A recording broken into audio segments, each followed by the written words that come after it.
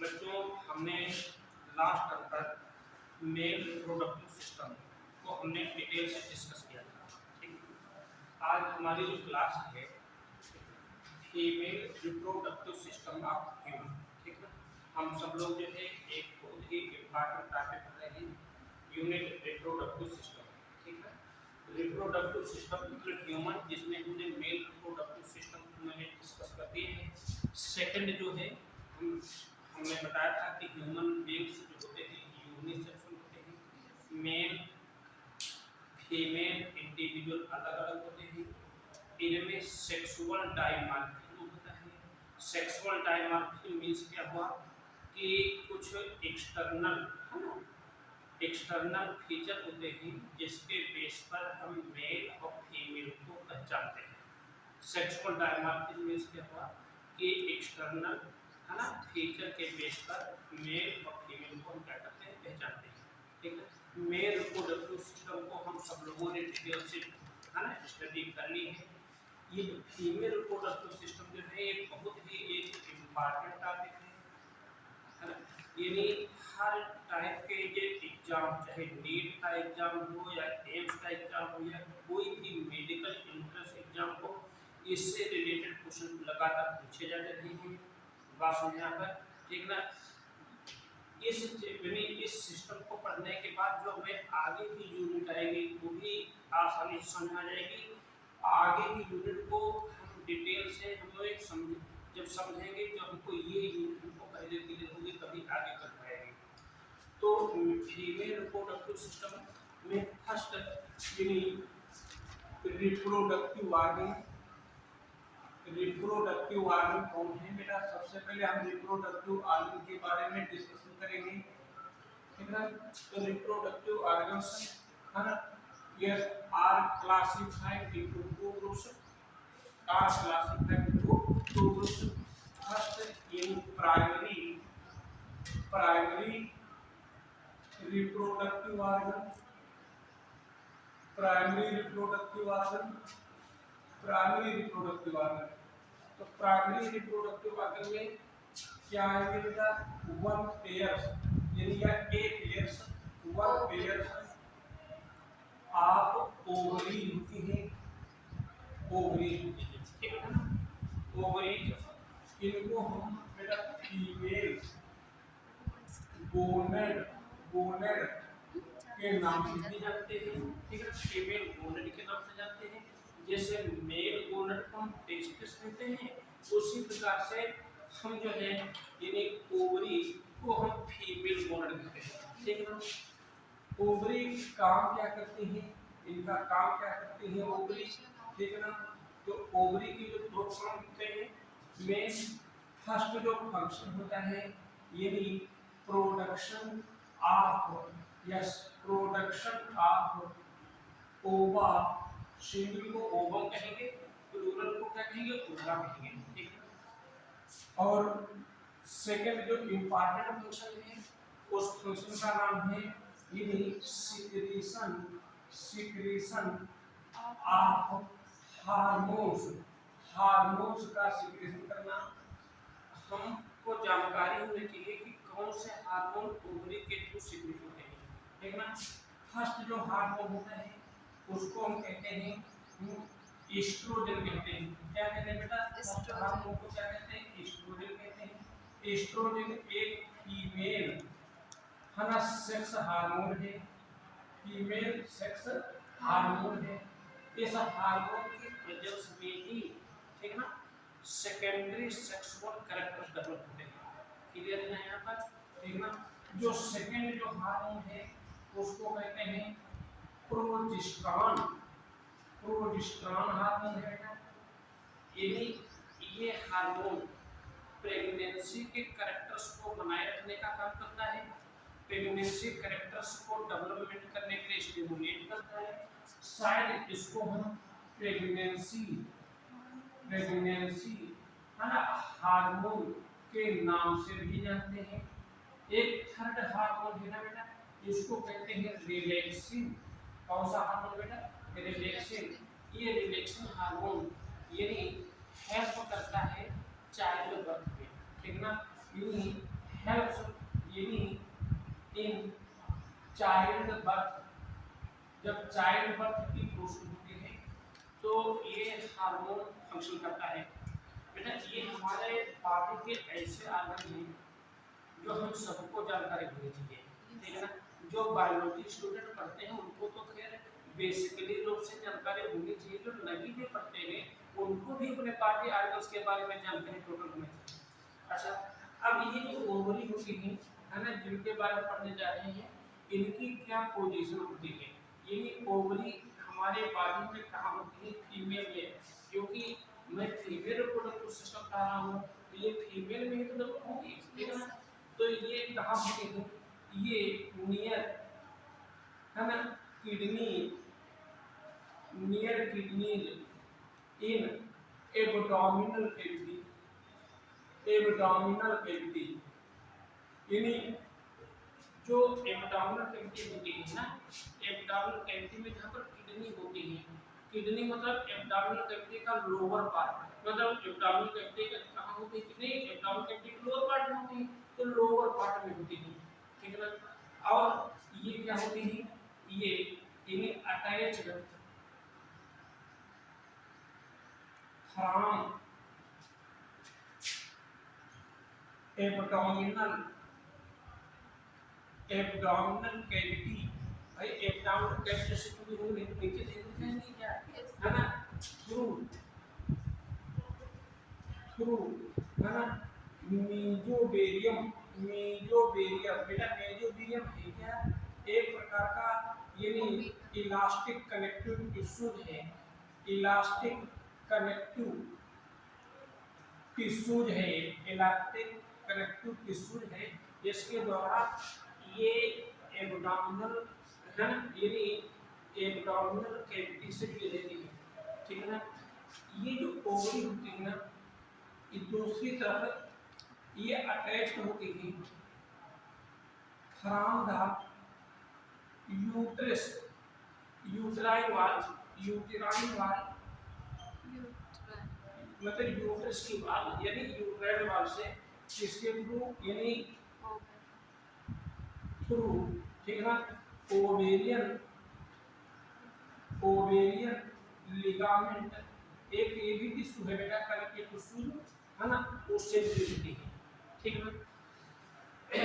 यदि हम ओवरी की है ना एक्सटर्नल स्ट्रक्चर को देखें, यानी एक्सटर्नल स्ट्रक्चर को देखें है ना, एक्सटर्नल स्ट्रक्चर को ओवरी को देखें, मैं एक एक पॉइंट में समझाने का प्रयास कर रहा हूँ जिससे कोई भी ऐसा क्वेश्चन पूछा जाए और हमको ना आता हो, ठीक है ना। जरा ध्यान से सुनेंगे तो बहुत सारे चीज, बहुत सारे क्वेश्चन सुन जाएंगे। एक्सटर्नल स्ट्रक्चर में देखें तो ओवरी का जो शेप होता है बेटा ना, शेप होता है वो जानते हो कैसा होता है, बादाम के आकार की होती है, यानी आलमंड, आलमंड शेप होती है, किस प्रकार की होती है बेटा, आलमंड शेप होती है ना। इनकी जो लेंथ कितनी होती है हमको ये भी मालूम चाहिए, लेंथ कितनी होती है, लमसम यानी 3 से 4 सेंटीमीटर के बीच होती है, ठीक ना। इनकी जो वाइड यानी चौड़ाई जो होती है वो कितनी होती है, ये लमसम यानी 1 से 2 सेंटीमीटर के बीच होती है, ठीक ना। और यही नहीं, इसका हर एक आर्गन का कोई न कोई वेट भी होता है, ये वेट बहुत ज़्यादा इनका नहीं होता है, यानी लमसम यानी 7 से 9 ग्राम के लमसम होता है, क्लियर है यहाँ पर, ठीक ना। 7 से 9 ग्राम के लमसम इनका क्या होता है, वेट होता है, क्लियर है यहाँ पर, ठीक। अब यदि हम ओवरी की इंटरनल स्ट्रक्चर को मैं बात करूँ, ठीक ना, थोड़ा सा इससे क्वेश्चन हमारे बनते हैं, ठीक ना। यानी इंटरनल स्ट्रक्चर, यानी ये तो थे एक्सटर्नल स्ट्रक्चर, ये आप क्या लिखेंगे इंटरनल स्ट्रक्चर, ठीक ना। तो ये इंटरनल स्ट्रक्चर को हम देखें तो जो ओवरी की जो स्ट्रक्चर होगी ये 2 पार्ट में डिवाइड होगी। हमने एक ओवरी का इस प्रकार का डायग्राम इस प्रकार बना के दिया होगा, है ना, ध्यान रखिए यहाँ पर, यानी ओवरी का जो शेप होता है यानी डायग्राम में, है ना, हमने कुछ इस प्रकार से जो है डायग्राम जो है इस प्रकार से, यानी इस प्रकार से, ठीक, यानी इस प्रकार से शेप के फॉर्म में डायग्राम बनाकर देखा होगा यहाँ पर, ठीक ना। यानी ये यहाँ पर अटैच है यहाँ पर, ठीक है। तो यानी internal structure of ovary is differentiated into mainly two parts. ठीक है, फर्स्ट पार्ट यानी germinal germinal epithelium, germinal epithelium, germinal में यानी ओवरी जो होती है एक लेयर होती है ना, उसके द्वारा घिरी रहती है।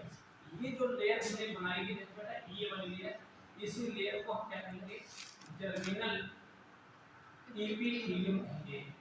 क्या कहेंगे बेटा, जर्मिनल एपिथेलियम। जर्मिनल एपिथेलियम की जो सेल्स होती है ना, सेल्स होती है ना, ये जर्म सेल्स होती हैं, ठीक ना, जर्म सेल्स से बनी हुई एपिथेलियम यानी जर्मिनल एपिथेलियम। ये जो जर्म सेल्स होती है इसमें यानी प्राइमरी जो जर्म सेल्स होती हैं, यही जर्म सेल्स होती हैं, ठीक ना, मेरी बात यहाँ पर, यही जो जर्म सेल्स होती हैं ये क्या करती हैं, यही ओवम का फॉर्मेशन करती हैं, ठीक ना। ओवम के फॉर्मेशन की जो प्रोसेस होती है उसको हम एक नाम से जानते हैं, उसको कहते हैं oogenesis। क्या कहते हैं, oogenesis, ठीक ना। मैं आगे आपको बताऊंगा कि oogenesis की पूरी डिटेल प्रोसेस, ठीक, लेकिन हमारे यहाँ पर जो है oogenesis का क्वेश्चन है, लेकिन फिर भी कोई बहुत जानकारी होनी चाहिए, ठीक ना बेटा। अब ध्यान देंगे यहाँ पर, जिसका जो सेकंड पार्ट है ना, इसको कहते हैं ओवेरियन स्ट्रोमा, ओवेरियन स्ट्रोमा, ठीक ना। इन सेकंड जो पार्ट होता है इसका क्या कहते हैं, ओवेरियन स्ट्रोमा कहते हैं, ठीक ना।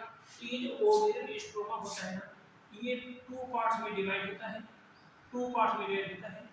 एक होता है यानी ओवेरियन कॉर्टेक्स, और सेकंड जो होता है ना उसको कहते हैं ओवेरियन मेडुला कहते हैं, ठीक ना।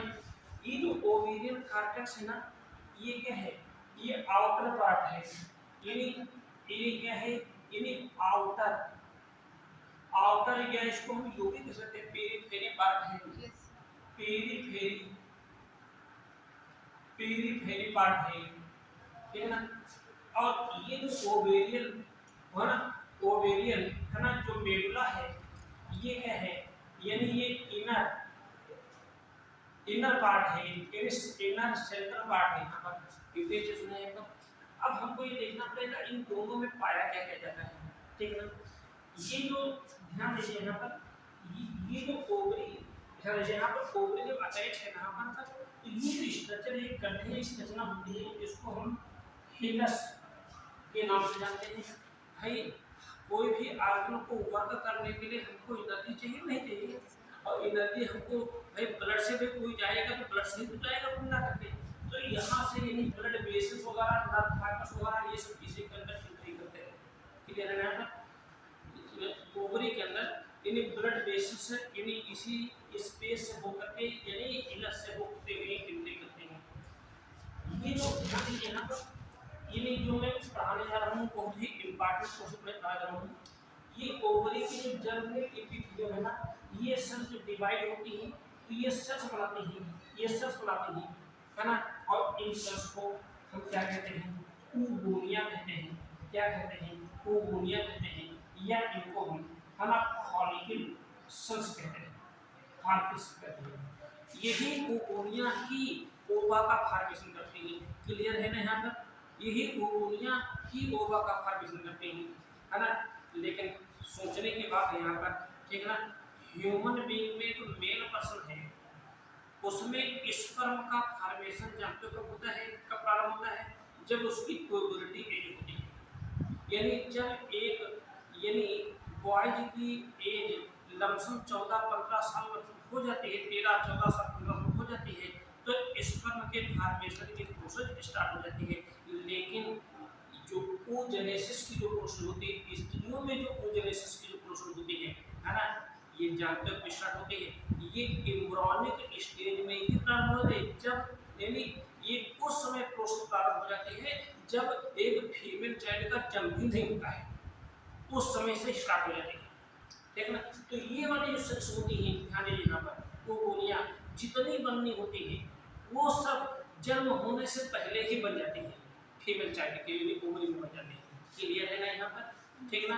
यानी जन्म के बाद एक भी ओवोनिया नहीं बनती है, जन्म के बाद यानी एक भी ओवोनिया का फॉर्मेशन नहीं होता है।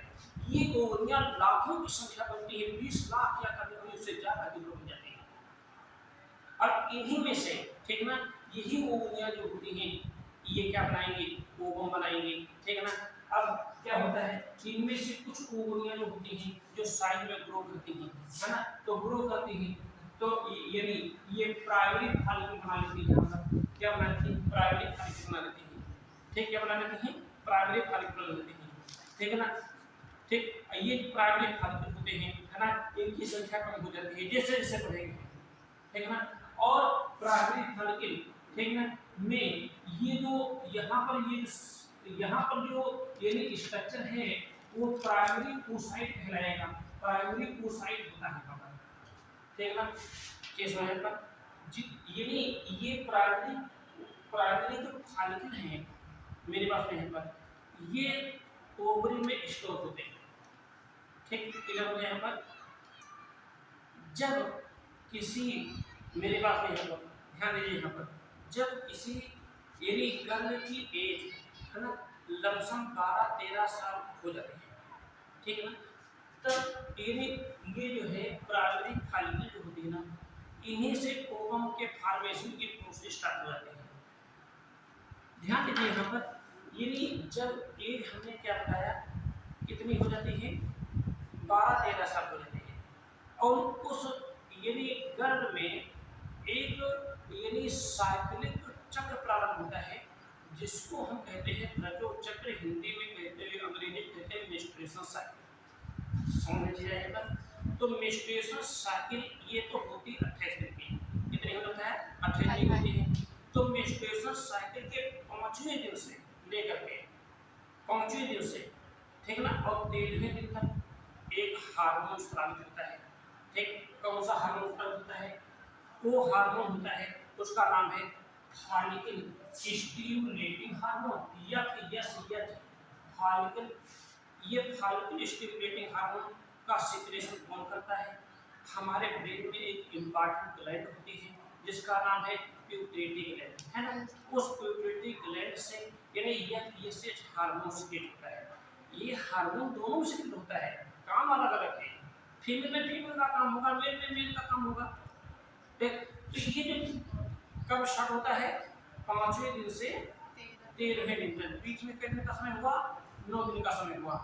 तब ये जो प्राइमरी फॉलिकल होता है ना, ये सेकेंडरी फॉलिकल में कन्वर्ट हो जाता है। सेकेंडरी फॉलिकल जो होता है ये सेकेंडरी फॉलिकल में कन्वर्ट हो जाता है। सेकेंडरी फॉलिकल जो होता है ये टर्शियरी फॉलिकल में कन्वर्ट हो जाता है। ये सुने यहाँ पर, ठीक ना। जब कोई पोर्शन है यहाँ पर वैसे ही डायग्राम बनाकर मैंने भेजा है, ठीक ना।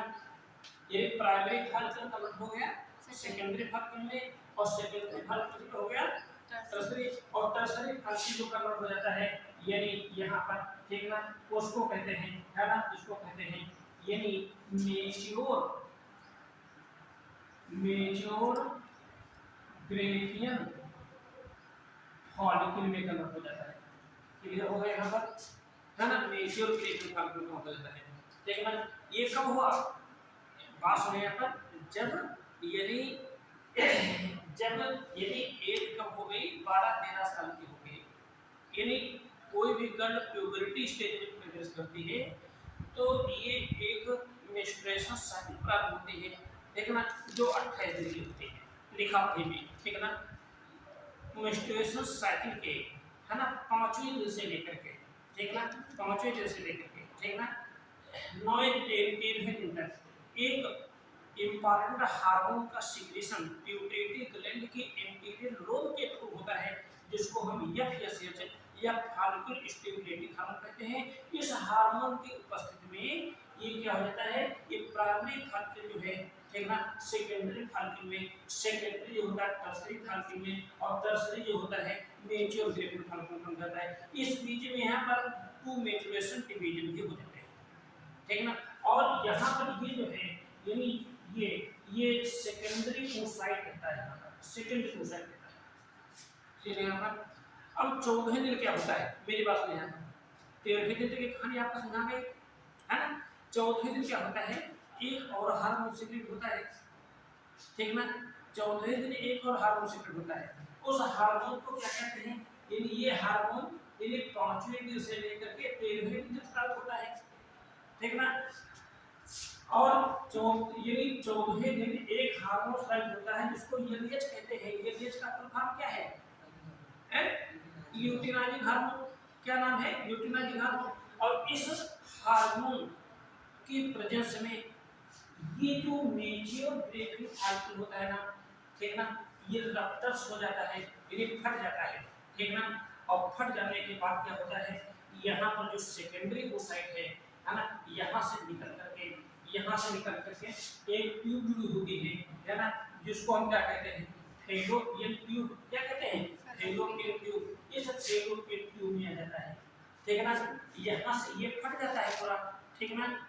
लास्ट में यहाँ पर 14वें दिन क्या हो जाता है, यानी ये मेच्योर ग्रेविटी फॉलिकल क्या हो जाता है, फट जाता है, रप्चर्स हो जाता है।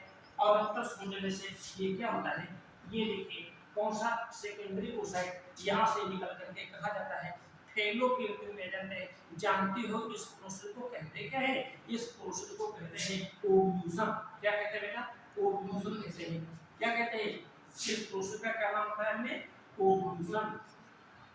हिंदी में इसको अर्धोत्सर्ग कहते हैं, चेस नहीं पर, ठीक ना, ओव्यूलेशन। ठीक, अब क्वेश्चन पूछा है ओव्यूलेशन मेंस्ट्रुएशन साइकिल की किस दिन होता है, तो आंसर क्या आएगा, 14वें दिन होता है।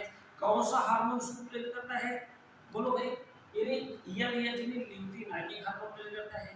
ठीक, इस हार्मोन का सिक्रेशन भी मतलब पिट्यूटरी ग्लैंड का जो एंटीरियर लोब है वो करता है। क्लियर होगा यहाँ पर, ठीक है। अच्छा, अब ये जो है ये तो यहाँ पर आ गया, और बाकी जो फॉलिकल्स बचे वो सिक्रेट करते है ना, क्या करते हैं, एक जो है यानी ग्लैंडुलर स्ट्रक्चर बना लेते हैं, एक एंडोक्राइन ग्लैंड बना लेती है ना, उसको हम कार्पस लूटियम कहते हैं। क्या कहते हैं बेटा, कार्पस लूटियम कहते हैं। क्या कहते हैं, कार्पस लूटियम कहते हैं, यानी ये ग्लैंड बन जाते हैं। और इस कार्पस लूटियम से है ना एक हार्मोन बनने लगता है, उस हार्मोन को क्या कहते हैं, इधर देखो क्या लिखा हुआ है, प्रोजेस्टेरोन। ये एंडोक्राइन है ना ग्लैंड बन जाते हैं, और इसी से एक हार्मोन बनने लगता है, सिक्रेट होने लगता है, क्या नाम है, प्रोजेस्टेरोन। ठीक है ना।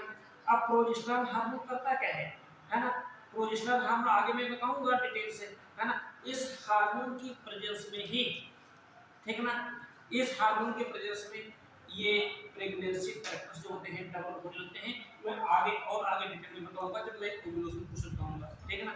ये फर्टिलाइजेशन हो जाता है, यहाँ पर मान लेते हैं ये क्या आया, ओवम आया, सेकेंडरी oocyte आया, और इधर से स्पर्म आए, ये इसको फर्टिलाइज हो जाता है, मान लेते हैं क्या हो जाता है, फर्टिलाइज हो जाता है, ठीक है ना। तो ये जो है ये कार्पस लूटियम उसी प्रकार बना रहेगा, है ना, पास यहाँ पर, और प्रेगनेंसी कैरेक्टर्स जरूर होते रहेंगे, लेकिन बाय चांस फर्टिलाइजेशन नहीं हो पाएगा। फर्टिलाइजेशन जब होगा जब स्पर्म आएंगे ना तभी तो होगा ना, और बाय चांस स्पर्म उसको नहीं मिले तो फर्टिलाइज होगा नहीं होगा। तो ऐसी कंडीशंस में ये जो है ध्यान दीजिए, धीरे धीरे है ना ये भी डैमेज हो जाएगा। इसको कार्पस अम्बिलिकस कहेंगे। क्या कहेंगे, कार्पस अम्बिलिकस कहेंगे, ठीक है ना। और ये जो सेकेंडरी oocyte है ना, फर्टिलाइज हो नहीं पाया, तो ये धीरे धीरे, ठीक है ना, कहाँ बढ़ेगा, आगे बढ़ेगा, ठीक है ना, आगे बढ़ेगा, यूट्रस में आएगा, और यूट्रस से फिर लास्ट में मेंस्ट्रुएशन के थ्रू बाहर निकल जाएगा। चीज़ है यहाँ पर, ठीक है ना। तो ये है एक ओवरी की स्ट्रक्चर, ठीक है ना, आपको सुनना है यहाँ पर, ठीक है ना। तो यानी इसमें ओवेरियन कॉर्टेक्स है, इसमें हमने क्या बताया कि जो ग्रेवियन फॉलिकल्स हैं, ठीक ना, उनके डेवलपमेंट की डिफरेंट स्टेजेस प्रेजेंट होती हैं। Primary follicle, secondary follicle, tertiary follicles, ठीक, मेच्योर ग्रेवियन फॉलिकल्स, है ना। जी ग्राफ नामक साइंटिस्ट ने इनकी डिस्कवरी की थी, इसलिए इसका नाम जो है ये ग्रेवियन फॉलिकल रखा गया, ठीक है ना।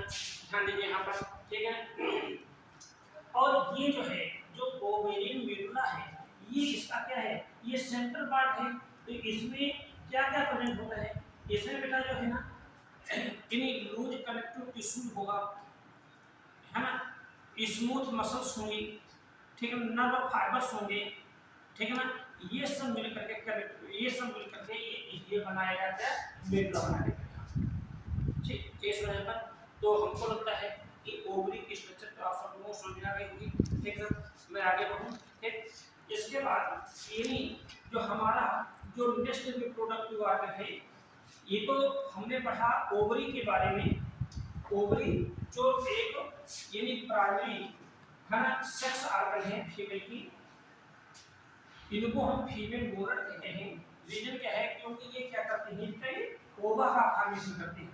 क्या करते हैं? ओवा का फॉर्मेशन करते हैं और हार्मोन्स को भी सिक्रीट करते हैं। जो हार्मोन मैंने बताया कौन कौन से, बोलो भाई। एस्ट्रोजन हार्मोन है, प्रोजेस्टेरोन हार्मोन है, रिलैक्सिन हार्मोन है, ठीक ना। तो ये एस्ट्रोजन हार्मोन ये काम क्या करता है? ये सेकेंडरी सेक्सुअल कैरेक्टर जो होते हैं उनको डेवलपमेंट करने के लिए स्टिमुलेट करता है, ठीक है ना। अब इसके बाद जो सेकंड जो पार्ट आता है हमारा, ये सेकंड, उसको कहते हैं एसेसरी रिप्रोडक्टिव ऑर्गन या सेकेंडरी रिप्रोडक्टिव ऑर्गन। ये secondary reproductive organ, secondary reproductive organ, ठीक ना, सेकेंडरी रिप्रोडक्टिव ऑर्गन, या फिर इनको हम कह सकते हैं यानी एसेसरी, है ना, रिप्रोडक्टिव ऑर्गन, यानी सहायक रिप्रोडक्टिव ऑर्गन। और इन एसेसरी रिप्रोडक्टिव ऑर्गन में या सेकेंडरी रिप्रोडक्टिव में हम पहले पढ़ेंगे यानी ए पेयर ऑफ, है ना, ए पेयर ऑफ ओविडक्ट्स, ठीक ना, ओविडक्ट्स, ठीक ना। तो ओविडक्ट्स जिनको इनको हम एक अदर नेम से भी जानते हैं, क्या कहते हैं बेटा? फैलोपियन ट्यूब कहते हैं, है ना। ओविडक्ट्स यानी ओवम का कंडक्शन करने वाली डक्ट्स, ओवम को आगे ले जाने वाली नलिकाएं। ओवरी क्या करती है? उनका फॉर्मेशन या का निर्माण करती है। तो ओवम आगे बढ़ेगा ना, तो बढ़ेगा तो किसके थ्रू बढ़ेगा? ठीक ना, किसके थ्रू बढ़ेगा? एक नलिका होगी, उस नलिका को क्या कहेंगे? हम ओविडक्ट्स कहेंगे।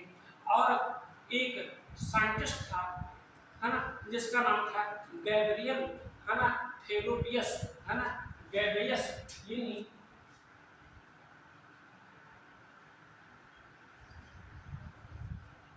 फैलोपियस, गैब्रियस फैलोपियस ने इस ओविडक्ट्स के बारे में सबसे पहले बताया था। तो उसी के नेम पर इसको हम फैलोपियन ट्यूब कहते हैं, ठीक ना। हमको कंफ्यूज नहीं होना है कि फैलोपियन ट्यूब दूसरी है, ओविडक्ट एक ही है, ठीक ना, नाम केवल अलग अलग है, ठीक ना। अब ये जो फैलोपियन ट्यूब होती है ना, ये होती कैसी है? यानी क्या होती है? ये लंबी होती है, लाल होती है, ठीक ना, और कैसी होती है? पार्सली क्वाइल्ड होती है, थोड़ी सी कुंडलित होती है, पूरी सीधी नहीं, हल्की सी की क्या होती है? कुंडलित होती है, ठीक ना। और इसकी जो लेंथ होती है ये यानी 10 से लेकर के 12 सेंटीमीटर तक होती है, ठीक ना। कहां से कहां तक फैली होती है? यानी present from surface of ovary से, ठीक ना, ओवरी से, है ना, अप टू द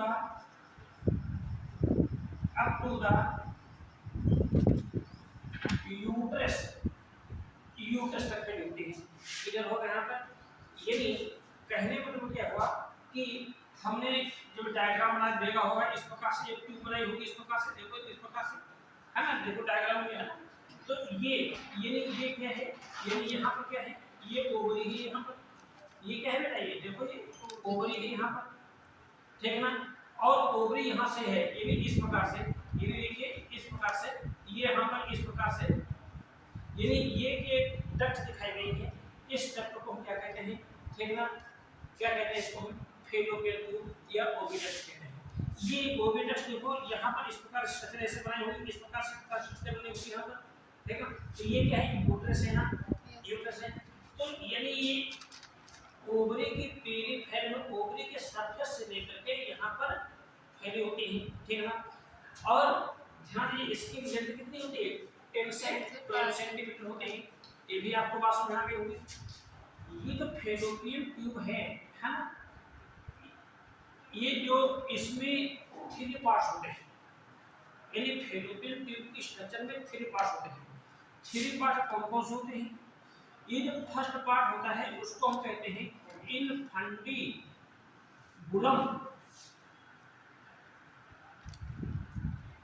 इनफंडीबुलम, ये जो इनफंडीबुलम है, ये वाला जो पोर्शन है इसको क्या कहते हैं, इनफंडीबुलम। इनफंडीबुलम, ठीक ना, इनफंडीबुलम। ये जो इनफंडीबुलम है ये किस टाइप का पार्ट है, यानी एंटीरियर, ये फनल शेप्ड पार्ट है मेरा, फनल शेप्ड पार्ट है, फनल शेप्ड पार्ट है, यानी ये क्या है, एंटीरियर फनल शेप्ड पार्ट है आगे का, ठीक है। और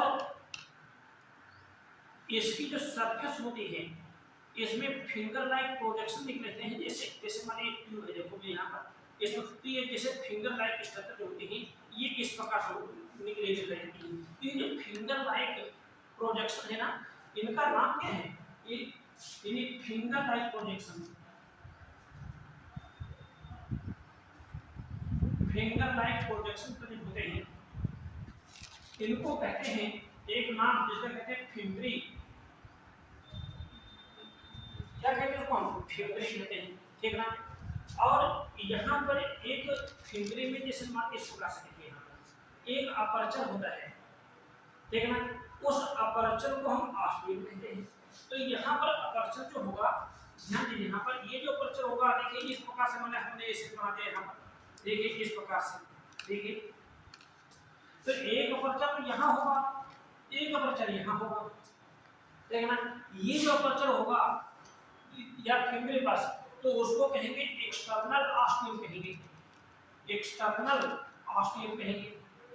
और ये वाला जो अपर्चर होगा जो यूट्रस में ओपन होगा ना, उसको क्या कहेंगे, इंटरनल, इंटरनल है ना ऑस्टियम कहेंगे, इंटरनल ऑस्टियम कहेंगे।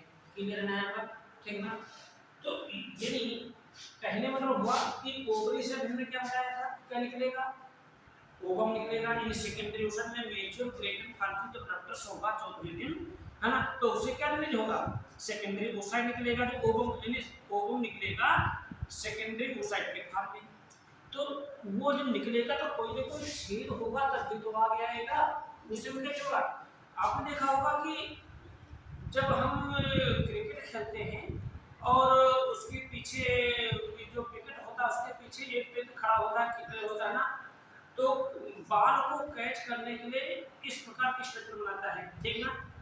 तो क्या करता है, यानी वो क्या करेगा, यानी बॉल को कैच करने का काम करता है ना, तो शायद मुझे इस प्रकार की प्रोसेस होती है, यहाँ से ओवम निकलेगा ना, यहाँ से और सीधे इसी में गिर जाएगा करके, क्लियर हो यहाँ पर, ठीक, यही आ जाएगा सीधे, समझ में चीज आई यहाँ पर, ठीक ना। तो यानी ये फनल शेप्ड है ना, यानी funnel like finger like projection होते हैं जिनको हम फिंगरी कहते हैं, है ना। और जो सेकंड पार्ट होता है ना, ये वाला, ठीक ना, ये वाला पार्ट होता है उसको हम एम्पुला कहते हैं, एम्पुला कहते हैं, ठीक ना, एम्पुला कहते हैं। ये क्या होता है, ये एक प्रकार का मिडिल है ना, इनलार्जेड, इनलार्ज यानी पार्ट होता है, बाद में मिडिल इन है ना, इनलार्ज पार्ट होता है, ठीक ना। और तीसरा जो पार्ट होता है उसको कहते हैं यानी इस्थमस कहते हैं, क्या कहते हैं, इस्थमस कहते हैं। ये क्या होता है, ये जो पोस्टीरियर हर नेरो पार्ट होता है, सकरा जो भाग होता है नेरो पार्ट होता है, उसको हम क्या कहते हैं, इस्थिमस कहते हैं। एक चीज और मैं आपको बताऊं, ये जो फेलोपियन ट्यूब है ना, मेरे पास में यहाँ पर जो फेलोपियन ट्यूब है ना, यहाँ पर जो लेयर है, यहाँ पर ये लेयर है ना, वो सिलेटेड एपिथेलियम की बनी होती है, ठीक है ना। यानी यहाँ पर मैं नोट लिख दे रहा हूँ, यहाँ पर यानी chelated epithelium, chelated epithelium is present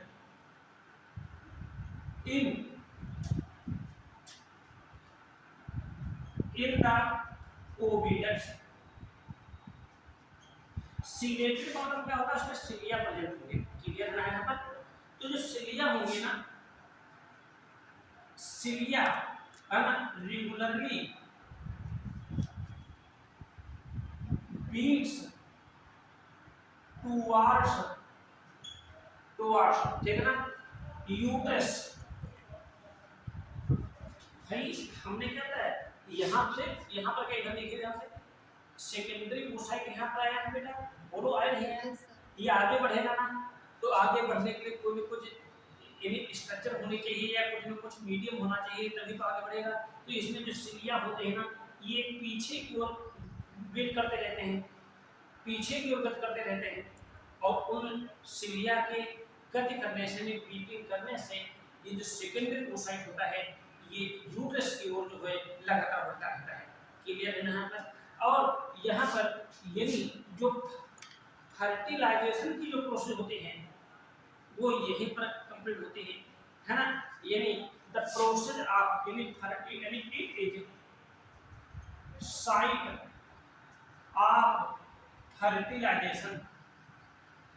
fertilisation क्या कहते हैं, ये साइट है, ठीक है ना।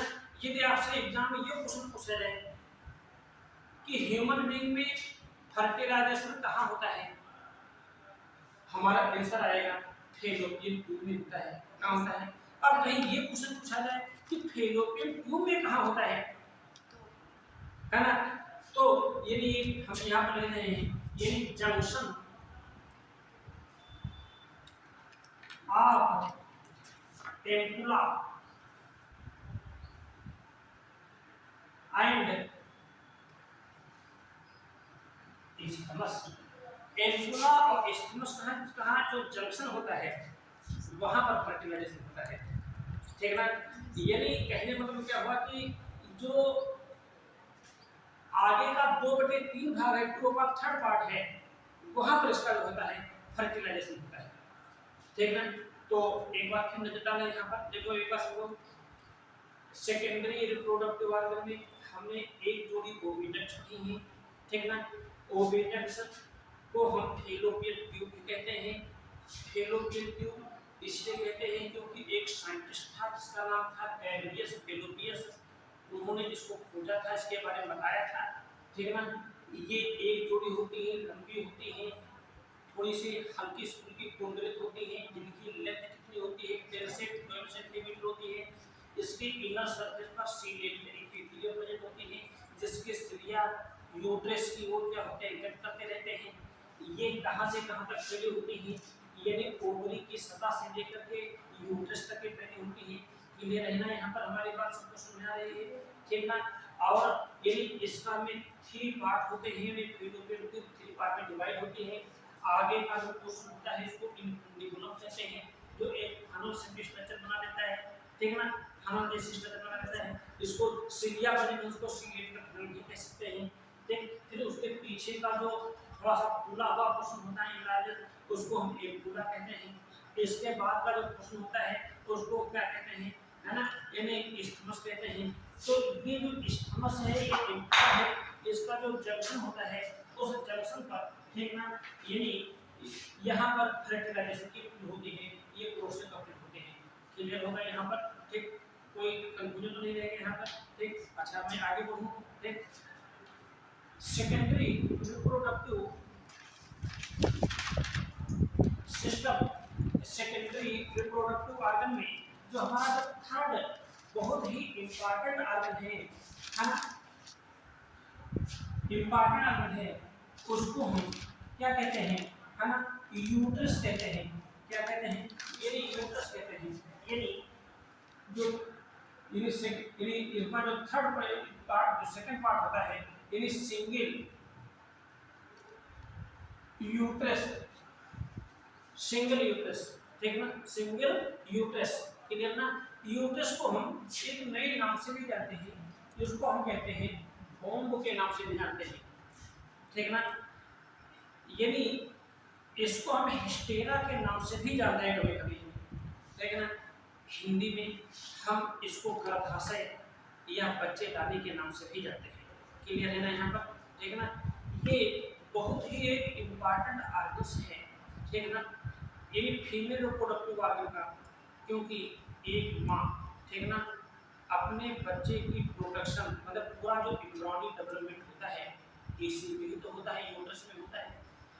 बात ह्यूमन में केवल एक ही यूट्रस होता है, हालांकि कुछ मैमल्स ऐसे हैं उनमें दो यूट्रस होते हैं, जैसे रैबिट वगैरह जो है ना, रैबिट में दो यूट्रस पाए जाते हैं, ठीक। लेकिन हम ह्यूमन बीइंग की बात आती है तो उसमें क्या कहता है, सिंगल ही यूट्रस होता है, ठीक है ना।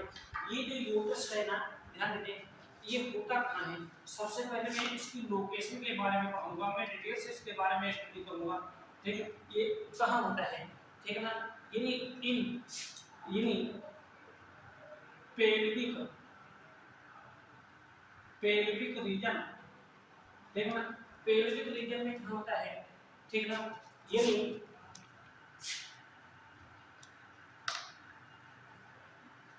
बिलो द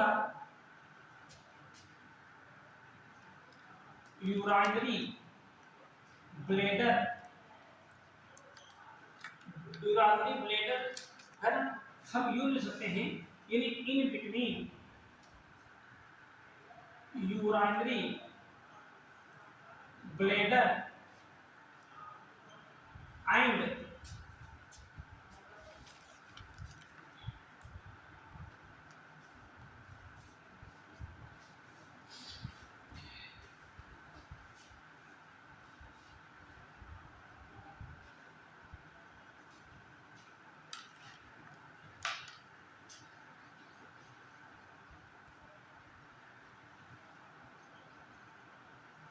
वेजाइनल ऑरिफिस, ठीक है ना। तो यानी पेल्विक रीजन में, है ना, जो पेल्विक रीजन का मतलब जानते क्या हुआ, यानी ये जो नीचे का जो पोर्शन हुआ, ठीक ना, तो इस नीचे के पोर्शन में, ठीक ना, यानी ये इसकी लोकेशन होती है, हम यूराइनरी ब्लेडर के बिल्कुल पीछे होता है कुछ करके,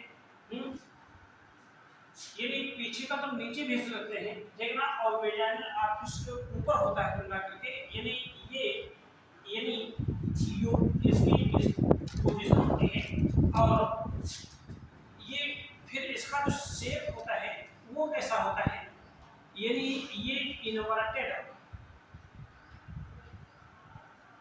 पियर शेप, देखना, ध्यान दीजिए यहाँ पर, उल्टे नाशपाती के आकार का होता है, नाशपाती को उल्टा कर लीजिए, है ना, लमसम उस प्रकार का जो है यानी यूट्रस जो होता है ये दिखाई देता है, ठीक है ना। और इसका जो यानी मस्कुलर होता है, देखना, हम ये भी कहते हैं कभी कभी ये कोनिकल शेप, कोनिकल शेप भी हम ले सकते हैं, कोनिकल शेप भी होता है, कोनिकल की स्ट्रक्चर जैसे होती है।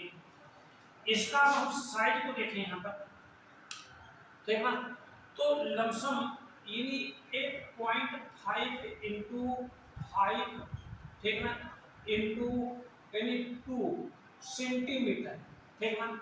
लंबाई इसकी जो होती है 1.5 सेंटीमीटर की होती है, ठीक है ना। और इसकी जो यानी चौड़ाई होती है लमसम ये 5 सेंटीमीटर के लमसम होती है, ठीक है ना। और इसकी जो मोटाई होती है 2 सेंटीमीटर, कभी कभी 3 सेंटीमीटर भी लिख देते हैं, तो गलत नहीं माना जाएगा बस यहाँ पर, ठीक है। और यानी ये अटैच होता है फ्रॉम द, यानी अटैच्ड फ्रॉम द पेल्विक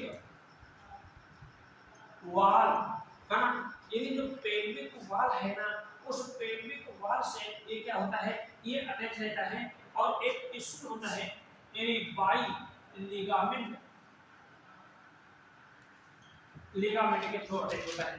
ठीक, पास यहाँ पर यानी यूट्रस हमने जैसा बताया कि इसका शेप कैसा होता है, इन्वर्टेड है ना, पी शेप है ना।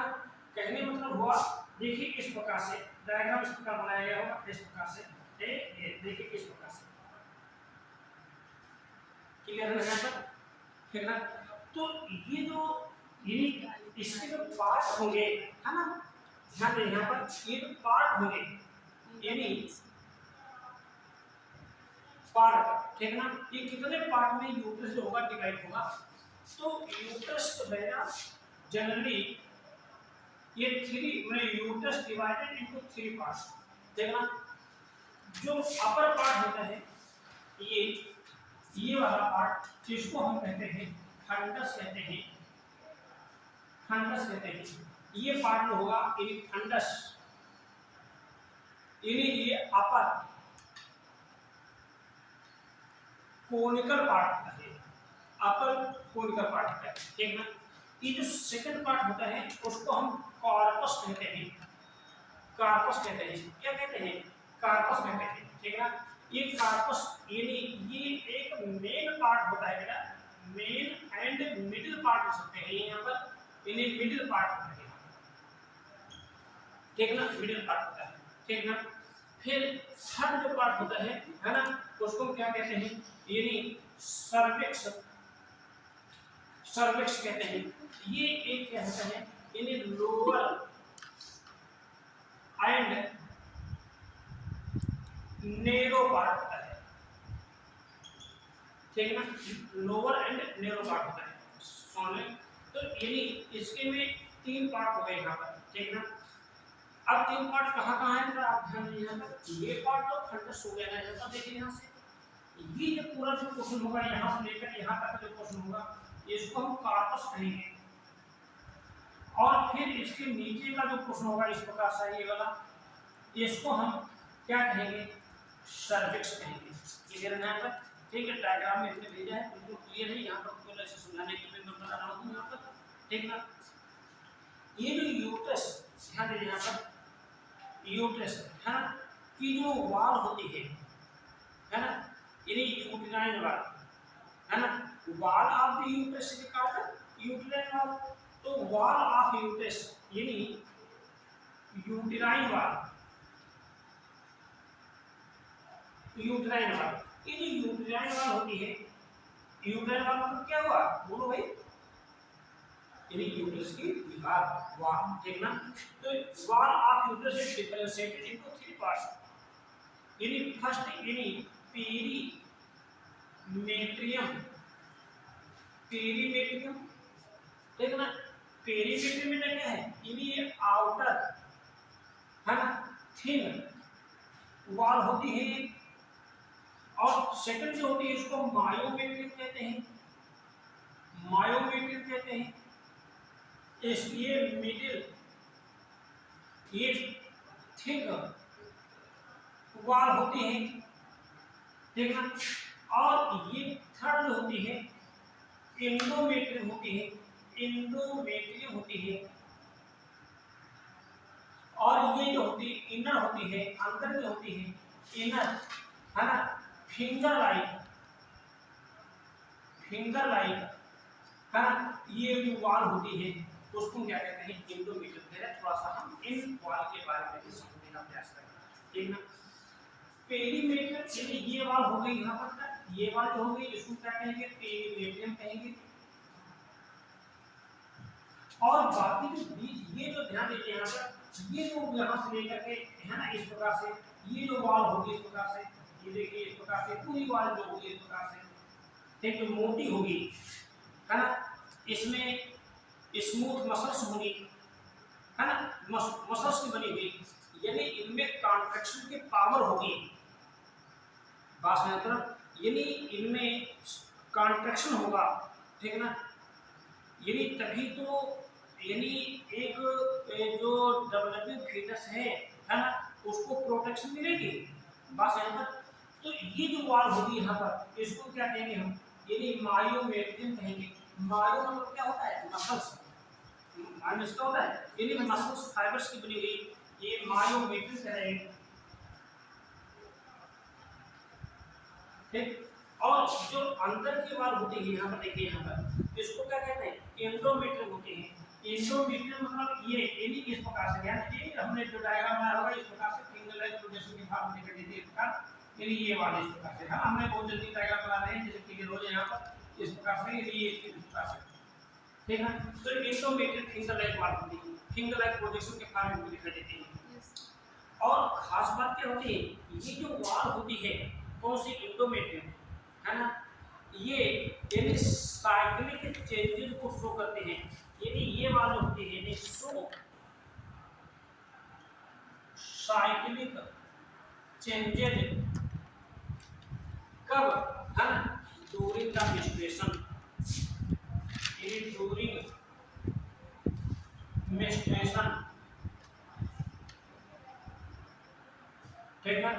बात है यहाँ पर, यानी ये वाल ये जो है एंडोमेट्रियम हर समय ऐसे नहीं बने रहती है, कहने मतलब वो बनती है और बिगड़ती रहती है, ठीक ना, बनती है और बिगड़ती रहती है, ठीक ना।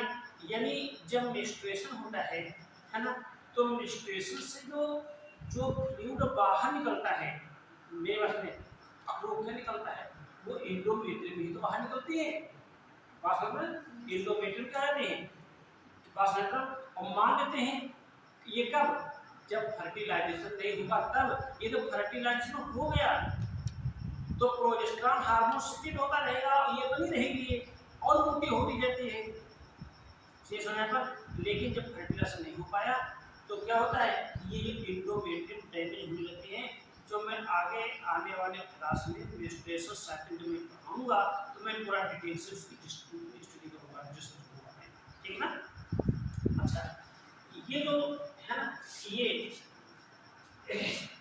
जो यूट्रस मतलब कार्पस में, जो यूट्रस का जो कार्पस है ना, यानी जो कैविटी होती है इन कार्पस ऑफ यूट्रस, है ना, इसको हम कहेंगे यूट्राइन कैविटी। क्या कहेंगे बेटा, यूट्राइन कैविटी कहेंगे पे, ठीक ना। ये कैसी होती है, ये ट्रायंगुलर होती है, ट्रायंगुलर होती है, यानी ये जो कैविटी है यहाँ पर ये वाली, है ना, इस कैविटी को क्या कहेंगे, यूट्राइन कैविटी कहेंगे। ये त्रिभुजाकार होती है, इस प्रकार की होती है बेटा, इस प्रकार से होती है, क्लियर है ना यहाँ पर, ठीक है। और जो कैविटी जो होती है इन सर्विक्स ऑफ यूट्रस, जो सर्विक्स में जो कैविटी होती है, ठीक है, ये जो यहाँ पर कैविटी होती है यहाँ पर, यहाँ ठीक है ना, उस कैविटी को हम जानते क्या कहते हैं, सर्वाइकल कैनाल कहते हैं। यानी ये कैनाल मतलब ट्यूब के भाग में होती है, सर्वाइकल कैनाल कहते हैं, ठीक ना, सर्वाइकल कैनाल कहेंगे, ठीक है। ये जो सर्वाइकल कैनाल होगी, ठीक ना, ध्यान दें यहाँ पर, ये जो सर्वाइकल कैनाल होगी, ये सर्वाइकल कैनाल ये किसकी है, ऑफ सर्विक्स, ठीक ना। और इसके नीचे एक ट्यूब और होगी जो मैं नहीं पढ़ाऊंगा, जिसको वेजाइना कहेंगे। क्या कहेंगे, तो वेजाइना में पाई जाने वाली कैविटी को हम वेजाइनल कैविटी या वेजाइनल कैनाल कह सकते हैं। देखिए वेजाइनल कैनाल या वेजाइनल कैविटी ऑफ वेजाइना, ठीक ना, ये आपस में मिलकर के क्या बनाएंगे, एक नई कैनाल बना लेंगे, यानी ये दोनों मिलकर के क्या बनाएंगे, एक नई कैनाल बनाएंगे। लेकिन कब, ऐसे करो जब, यानी कब, during child birth, child birth किसी में जब जन्म होता है ना बच्चे का ना, तो यानी वेजाइना की जो कैविटी होती है, ठीक ना, और सर्विक्स की जो कैविटी होती है, ये दोनों आपस में मिल जाते हैं और मिल करके एक चौड़ी नली बना लेती है। इस चौड़ी को हम नली को कहते हैं यानी बर्थ कैनाल कहते हैं, बर्थ कैनाल कहते हैं, ठीक ना। और ये बर्थ कैनाल क्या करते हैं, एक बच्चे को जन्म देने में क्या करते हैं, सहायक होते हैं। बात क्लियर हो गई यहाँ पर, ठीक है। यानी वेजाइनल, ठीक है। और ये जो ध्यान देंगे, ये जो मान लेते हैं यहाँ पर देखिए, यहाँ पर ये देखिए, ये एक क्या है, सर्विक्स है यहाँ पर, ठीक ना। तो यहाँ पर एक ये अपर्चर होगा, एक ये अपर्चर होगा, ठीक ना। तो यही हम जिसे जिसे मान लेते हैं ये क्या है, ये एक सर्वाइकल कैनाल है मान लेते हैं। और इस सर्वाइकल कैनाल का एक ये अपर्चर है, एक ये अपर्चर है, सुनिए ध्यान से। इस अपर्चर को, ठीक ना, हम इंटरनल ऑरिफिस कहेंगे, और ये जो अपर्चर होगा उसको हम एक्सटर्नल ऑरिफिस कहेंगे, ठीक है। ये जो इंटरनल ऑरिफिस होता है ना, ये कहाँ ओपन होगा, ये ओपन होगा किसमें, यानी यूट्रस में, यूट्राइन कैविटी में, यूट्राइन कैविटी में ओपन होगा। क्लियर है ना यहाँ पर। यानी ये वाला अपर्चर कहाँ ओपन हो जाएगा, यूट्राइन कैविटी ओपन हो जाएगा। तो ये वाला जो अपर्चर होगा जो एक्सटर्नल बाहर होगा, ठीक ना, ये कहाँ होगा, यानी ये ओपन होगा, ये कहाँ ओपन होगा, ये होगा यानी वेजाइना, वेजाइनल कैविटी में, वेजाइनल कैनाल में ओपन होगा, वेजाइनल कैनाल में ओपन होगा। क्लियर है ना यहाँ पर, ठीक ना। दो अपर्चर हो गए यहाँ पर, ठीक ना। तो यानी ये तीसरा हमने रिप्रोडक्टिव ऑर्गन है जिसका क्या नाम है, यूट्रस, है ना, जिसको हम बॉम्ब के नाम से भी जानते हैं। एक बार बात समझ रखने से, इसको कभी कभी हिस्टेरा के नाम से जानते हैं। ह्यूमन बीइंग में तो केवल एक ही यूट्रस होता है, लेकिन कभी कभी रैबिट वगैरह कुछ ऐसे मैमल्स हैं उनमें दो यूट्रस होते हैं, है ना। कभी कभी क्वेश्चन पूछा जाए यूट्रस, है ना, ध्यान देंगे, यूट्रस का जो शेप होता है वो इन्वर्टेड पीयर शेप होता है, ये मस्कुलर होता है, ठीक ना। और यूरिनरी ब्लैडर के पीछे होता है, पेल्विक रीजन में होता है, चेस्ट में होगा, ठीक है। और हमने क्या बताया है, यूट्रस की का जो मेजरमेंट होता है ना, लमसम 8.5 सेंटीमीटर लंबा होता है, 5 सेंटीमीटर इसकी वाइड में चौड़ाई होती है, लगभग 3 सेंटीमीटर इसकी क्या होती है, मोटाई होती है। यूट्रस में 3 पार्ट होते हैं। ऊपर का जो पोर्शन होता है, सबसे अपर पार्ट होता है, ये जो कोनिकल होता है इसको हम फंडस कहते हैं। जो मिडिल और मेन पार्ट होता है उसको क्या कहते हैं, कार्पस या बॉडी कहते हैं। और नीचे का जो पोर्शन होता है जो एक नैरो पार्ट होता है उसको हम सर्विक्स कहते हैं। क्लियर हो गया आपका। यूट्रस में पाई जाने वाली जो वॉल होती है यानी यूट्राइन वॉल, ये 3 पार्ट में डिवाइड होती है, यानी एपिमेटियम, मायोमेटियम, मिडिल जो होती है जो थिक होती है, मस्कुलर होती है, स्मूथ मसल्स पाई जाती है। इनर वॉल जो होती है ना, जिसको हम एंडोमेट्रियम कहते हैं, ये यानी मेंस्ट्रुएशन के समय ये साइक्लिक चेंजेस को शो करते हैं, ठीक है। ये बढ़ती रहती है और बिगड़ती रहती है हार्मोन की प्रेजेंस में, ठीक है ना। यूट्रस में जो कार्पस पोर्शन होता है इसमें पाई जाने वाली जो कैविटी होती है उसको हम यूट्राइन कैविटी कहते हैं। यहीं पर ये जो है एक एम्ब्रियोनिक डेवलपमेंट में स्ट्रक्चर में कहा होगा जिसका नाम ब्लास्टोसिस्ट है, ठीक है ना, वो यहीं पर इम्प्लांट हो जाता है। कंप्लीट एम्ब्रियोनिक डेवलपमेंट यहीं पर कंप्लीट हो जाता है, पूरा complete entire embryonic development completed in the uterus, ठीक ना। जो लोअर पार्ट होता है जिसको सर्विक्स कहते हैं, इसमें पाई जाने वाली जो कैविटी होती है उसको सर्वाइकल कैनाल कहते हैं। ये सर्वाइकल कैनाल वेजाइना की, cervical canal during the child birth, child के समय, यानी वेजाइना की जो वेजाइनल कैनाल होती है उससे मिल करके एक जो है यानी ठीक वाइड, है ना ट्यूब बना लेती है, वाइड डक्ट बना लेती है ना, जिसको हम बर्थ कैनाल कहते हैं, और ये चाइल्ड बर्थ में क्या करते हैं, ये हेल्प करते हैं। क्लियर होगा यहाँ पर, ठीक है। यानी जो सर्विक्स की जो कैविटी होती है, इसका वो अपर्चर जो यानी यूट्रस में, यानी यूट्रस के कार्पस वाले पोर्शन में ओपन होता है, तो उसको तो हम इंटरनल ऑरिफिस कहते हैं, और जो अपर्चर वेजाइना में ओपन होता है ना, उसको हम एक्सटर्नल ऑरिफिस कहते हैं। ठीक, ये सुना है यहाँ पर। ठीक, आगे बढ़ूँ। ये सेकेंडरी रिप्रोडक्टिव ऑर्गन में यूट्रस के बारे में हम सब लोगों ने सुन लिया। फिर इसका जो थर्ड जो इम्पॉर्टेंट पार्ट है ना, इसको हम कहते हैं वेजाइना कहते हैं, वेजाइना कहते हैं। हिंदी में इसको यौन के नाम से भी जाना जाता है, ठीक है ना। तो जो वेजाइना होती है ना, ये क्या है ना, वेजाइना यानी 7.5 सेंटीमीटर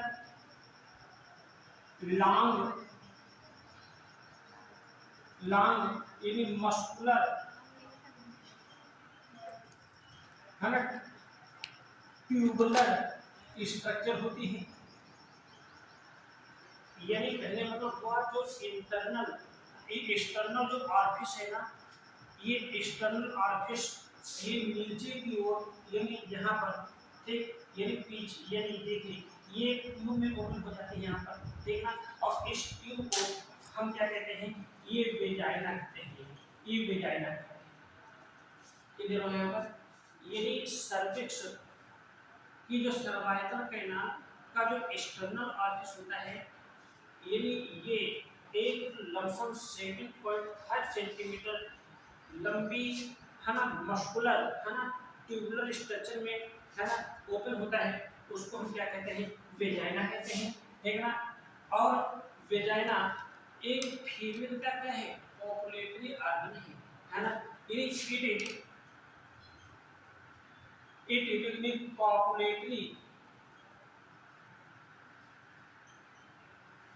पॉपुलेटरी ऑर्गन ऑफ वुमेन, यानी फीमेल, ये एक पॉपुलेटरी ऑर्गन है, ठीक ना। ये वेजाइना पर जो अंदर मेम्ब्रेन होती है, यानी इट स्टार्टिफाइड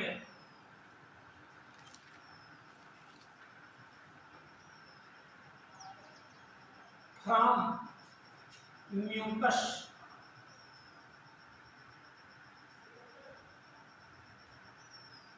मेम्ब्रेन, यानी ये म्यूकस मेम्ब्रेन द्वारा क्या होती है, स्टार्टिफाइड होती है, ठीक ना। पास यहाँ पर, और ये जो म्यूकस मेम्ब्रेन होती है, ठीक ना, क्या करती है, यानी म्यूकस मेम्ब्रेन फार्म्स, यानी म्यूकस मेम्ब्रेन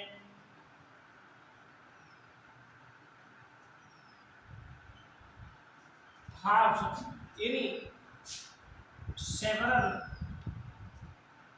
है ना finger like projection, finger like projections, ठीक ना, टुवर्ड्स इनर साइड मतलब अंदर की ओर। और इनको हम जानते हो क्या कहते हैं, है ना, जिनको हम कहते हैं कॉल्ड वेजाइनल रूजी, वेजाइनल रूजी कहते हैं, ठीक ना। यानी डायग्राम ये आपने बनाया वो देखिए, यहाँ पर इस प्रकार से फिंगर लाइक प्रकार की बहुत सारी स्ट्रक्चर होती है यहाँ पर, इस प्रकार से ये म्यूकस मेम्ब्रेन की बनी होती है यहाँ पर। इनको क्या कहते हैं, ये रूजी कहते हैं, है ना। और ये रूजी का काम क्या होता है, यानी ये रूजी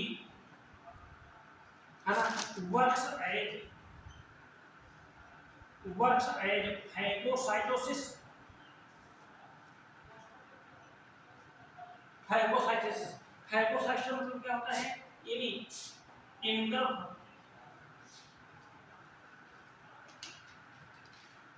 the more number of sperms more number of answers. ये जो यानी जो रुचि होती है ना, इनका काम क्या होता है, ये जो स्पर्म आते हैं ना ड्यूरिंग द पीरियड ऑफ इनकम्प्लेशन, उनको ये भक्षण कर लेते हैं, खा लेते हैं। एक भाई ये एक बार में, ठीक ना, एक बार में 3 से 5 फीमेल जो सीमेन होता है जो डिस्चार्ज किया जाता है मेल के थ्रू यहाँ पर, तो उसमें यानी करोड़ों की संख्या में स्पर्म होते हैं, ठीक ना। और भाई हम सब लोग फर्टिलाइजेशन तो केवल एक ही स्पर्म से होना है ना, तो यानी 99% स्पर्म यहीं पर ही मर जाते हैं, रुचि के द्वारा खा लिए जाते हैं। क्लियर है ना यहाँ पर, ठीक ना। यदि रुचि वर्क्स एज ए फाइकोसाइटोसिस यानी enter the more number of the sperms, है ना, वो आए हुए जो स्पर्म्स होते हैं उनको जो है ये खाने का जो है ये कार्य करते हैं।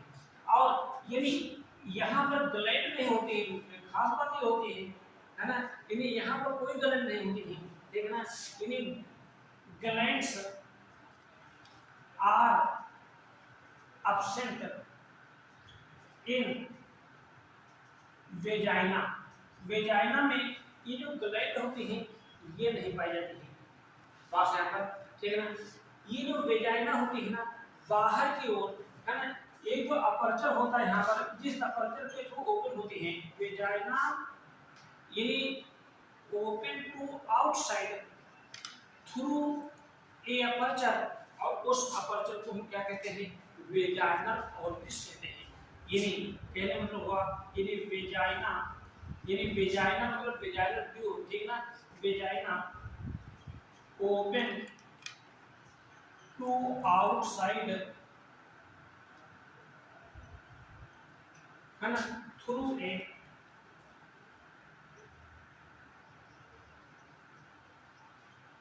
लार्ज, है ना, अपर्चर,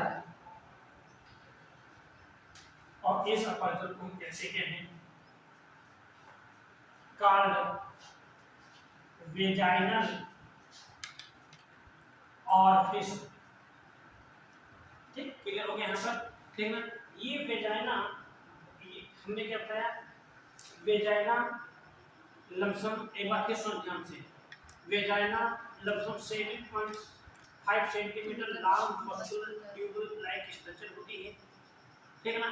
यानी सर्विक्स का जो एक्सटर्नल ऑरिफिस है ना, जिस ट्यूब में ओपन होता है उस ट्यूब को हम क्या कहते हैं, वेजाइना कहते हैं, ठीक है ना। वेजाइना फीमेल में एक कॉपुलेटरी ऑर्गन है, ठीक है ना।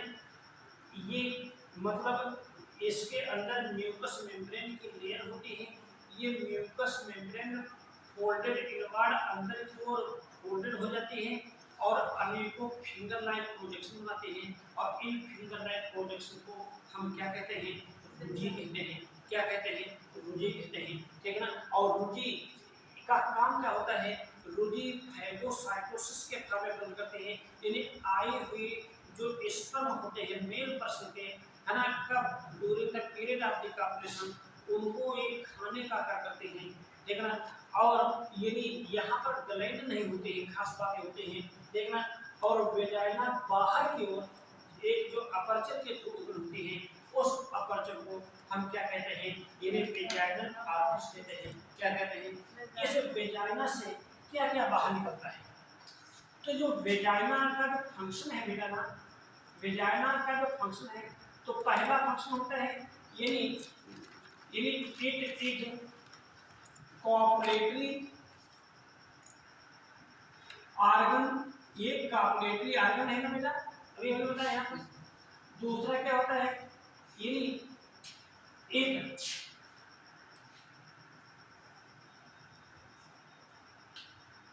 helps to removes the urine, urine को बाहर निकालती है, ठीक ना। और क्या निकालती है,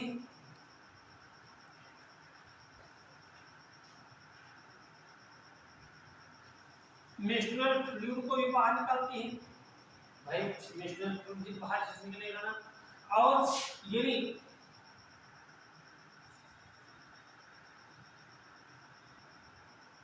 चाइल्ड बर्थ में हेल्प करती है, क्योंकि अभी हमने बताया था कि ये क्या होते हैं, है ना।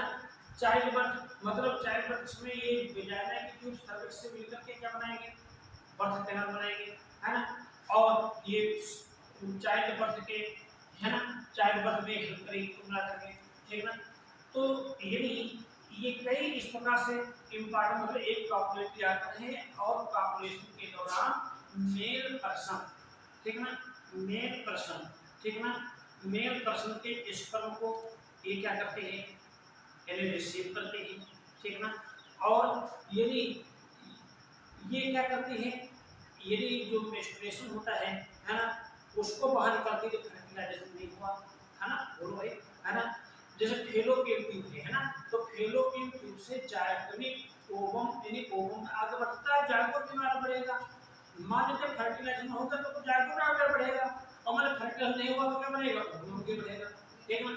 तो वही चीज यहाँ पर है, यानी यहीं से यूरिन भी बाहर निकलेगा, बात है पर, ठीक ना। यानी इसी यहीं पर अपर्चर होगा, ये इतना कुछ होगा, फिर मेंस्ट्रुएशन शुरू करना और चाइल्ड बर्थ में क्या करेगी, ये हेल्प करेगी, चेसन का। और एक इंपॉर्टेंट चीज यहाँ पर, यहाँ पर मैं बताया जा रहा हूँ, इस वेजाइना में, ठीक ना, एक बैक्टीरिया होता है, ठीक ना। इस वेजाइना में क्या होता है, एक बैक्टीरिया होता है, उस बैक्टीरिया का नाम क्या है, यानी लैक्टोबैसिलस एसिडोफिलस।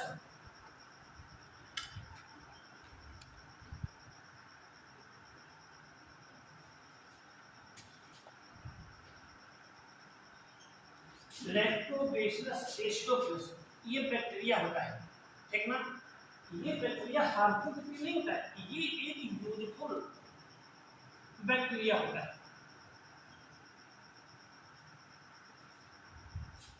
ना। यूजफुल क्या होता है, ये बैक्टीरिया होता है, ठीक ना। लैक्टोबैसिलस, है ना, एसिडोफिलस नामक एक यूजफुल बैक्टीरिया होता है। जनरली लोगों के मन में धारणा क्या होती है, बैक्टीरिया से तो हार्मफुल होते हैं, ठीक ना। लेकिन यहाँ पर ये वेजाइना में एक जो बैक्टीरिया होता है ना, उस बैक्टीरिया ये यूजफुल होता है, और ये करता क्या है, इसका फंक्शन क्या होता है इस बैक्टीरिया का, ये कई बार एग्जाम में क्वेश्चन पूछा गया है, ठीक ना। ये मेंटेन्स पीएच इन वेजाइना, है ना।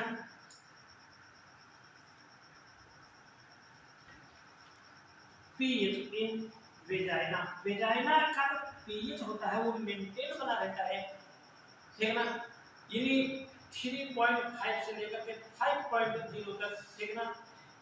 ये एक यूजफुल बैक्टीरिया के थ्रू होता है, और उस यूजफुल बैक्टीरिया को क्या कहते हैं, लैक्टोबैसिलस एसिडोफिलस। पूछा जाए कि फीमेल के वेजाइना में जो यूजफुल बैक्टीरिया होता है, उस बैक्टीरिया को हम क्या कहते हैं, बोलो भाई, यानी लैक्टोबैसिलस एसिडोफिलस कहते हैं, ठीक ना। वेजाइना के बाद ध्यान देंगे यहाँ पर, वेजाइना के बाद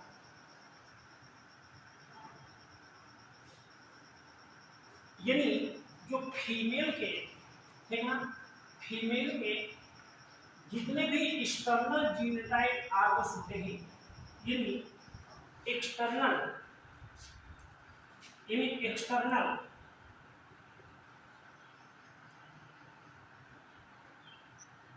जेनाइटल आर्गन्स होते हैं, यानी जो बाह्य जननांग होते हैं, कहने का मतलब जो फीमेल के वेजाइना के बाद बाहर के जितने भी, ठीक ना, बाहर जो आर्गन्स होते हैं, उनको हम वल्वा के नाम से भी जानते हैं, वल्वा के नाम से जानते हैं, ठीक ना, ठीक ना।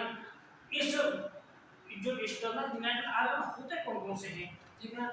जैसे सबसे पहले ऊपर, सबसे ऊपर की ओर एक यानी मांस, मांस ट्यूबिस स्ट्रक्चर होती है, जो अपर पार्ट होता है, ठीक है, अपर पार्ट होता है, अपर, है ना, फ्लेशी पार्ट होता है। प्यूबरिटी स्टेज में यहाँ पर प्यूबिक हेयर भी डेवलप हो जाते हैं, ठीक, लास्ट तक बने रहते हैं, लास्ट यहाँ पर यानी मोस्ट प्यूबिक। फिर यानी यहाँ पर एडिपोड टिश्यू जमा हो जाता है जिसके कारण ये पैड लाइक स्ट्रक्चर बन जाती है, ठीक ना। माउस प्यूबिस सेकंड जो है उसको कहते हैं लेबिया, लेबिया मेजोरा, है ना। ये इसके नीचे यानी स्किन के बने हुए यानी टू फ्लैप लाइक स्ट्रक्चर है यहाँ पर जो स्किन के बने होते हैं, थोड़ा सा पढ़ लेंगे अपने आप। फिर थर्ड जो है इसका जो पार्ट है इसको कहते हैं लेबिया माइनोरा, लेबिया माइनोरा। ये उसके नीचे होते हैं इनर, ये होते हैं, ये बाहर होते हैं, ये यहाँ पर ये आउटर होते हैं, ये भी कहें इनर यानी फ्लैप लाइक स्ट्रक्चर, देखना।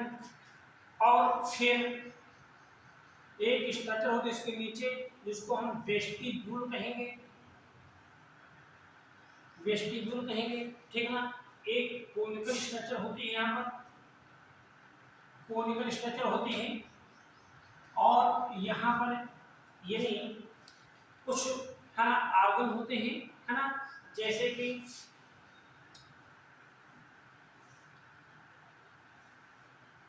यूरेथ्रल ऑरिफिस, यानी यूरेथ्रल तो यूरिन वाला निकलने वाला अपर्चर होता है, ठीक ना। वेजाइनल ऑरिफिस यही होता है,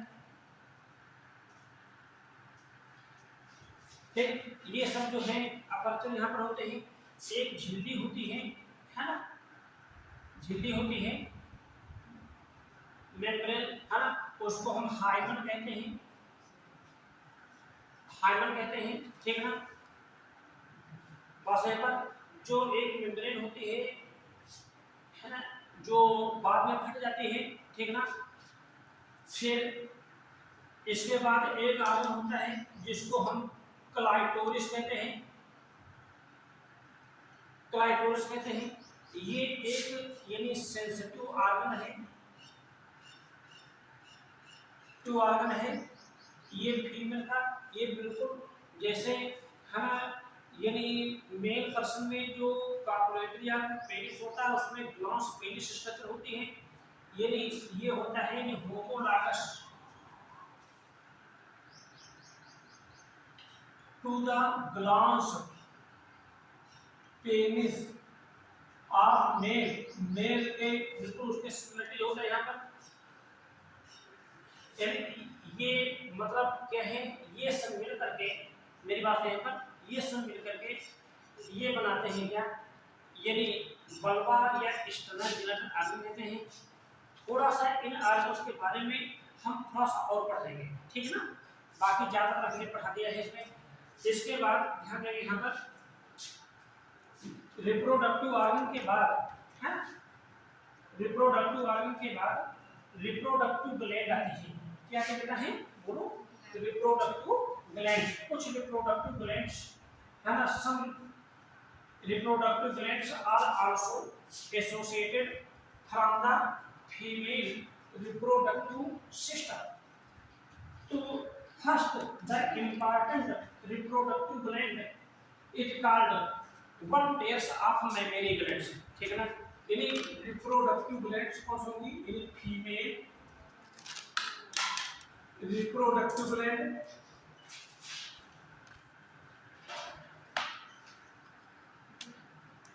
फीमेल रिप्रोडक्टिव ग्लैंड्स। तो फीमेल रिप्रोडक्टिव ग्लैंड्स में फर्स्ट जो ग्लैंड्स होती हैं one pair of mammary gland,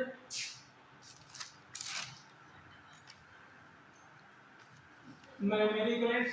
ये जो भी मैमेरी ग्लैंड्स होती हैं इनको हम यानी जनरली रूप से ब्रेस्ट के नाम से भी जानते हैं। समझते हैं यहाँ पर वन पेयर्स होती हैं, यहाँ पर ये कहाँ होती हैं, इनकी जो लोकेशन को देखा जाए हम सब लोग जानते हैं, यानी फ्रंट ऑफ थोरेक्स, है ना, थोरेक्स पर होती हैं, ठीक ना। और इन्हीं लार्ज साइज होती है ये यहाँ पर ओवुलर, है ना, या फिर स्ट्रक्चर लोबुलर या फिर स्फेरिकल होती है यहाँ पर, ठीक ना। इन लार्ज मतलब बाहर की ओर उभरी हुई होती है यहाँ पर, ठीक, बाहर की निकली हुई होती है। फिर यानी इनका जो एंटीरियर पार्ट होता है ना, एंटीरियर पार्ट, एंटीरियर में प्रोक्सिमल पार्ट जो होता है ये पॉइंटेड होता है, न्यूक्लियर होता है, ठीक ना। इसको हम निप्पल के नाम से जानते हैं, ठीक ना, निप्पल कहते हैं, ठीक ना। और इन्हीं निप्पल के चारों, ठीक ना, इन्हीं कुछ रीजन ऐसा होता है जो ब्लैक कलर का होता है, ठीक ना। ये कई बार पूछा गया है, उसको हम एरियोला कहते हैं। मतलब ये क्या है, इन्हीं ब्लैक कलर पार्ट है ना, प्रेजेंट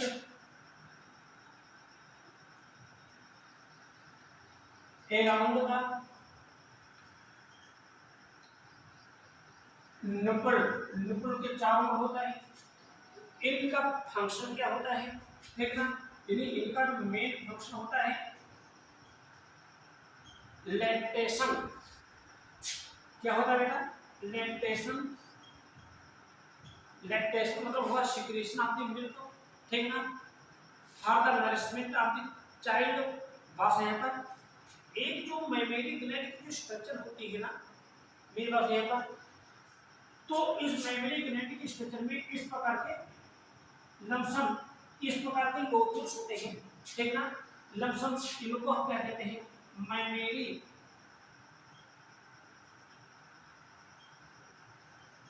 लोब्यूल्स कहते हैं। इनके नंबर एक मेमोरी ग्लैंड में 50 से लेकर के 20 तक होती है। देखोगे यहाँ पर एक जो मेमोरी ग्लैंड है ना बेटा, उसमें इस प्रकार के क्या होते हैं, बहुत सारे क्या होते हैं, लोब्यूल्स होते हैं यहाँ पर, ठीक ना। इन लोब्यूल्स के नंबर कितने होते हैं, वो 50 से लेकर के कितनी होती है ना, 20 तक होती है, क्लियर है यहाँ पर, ठीक ना।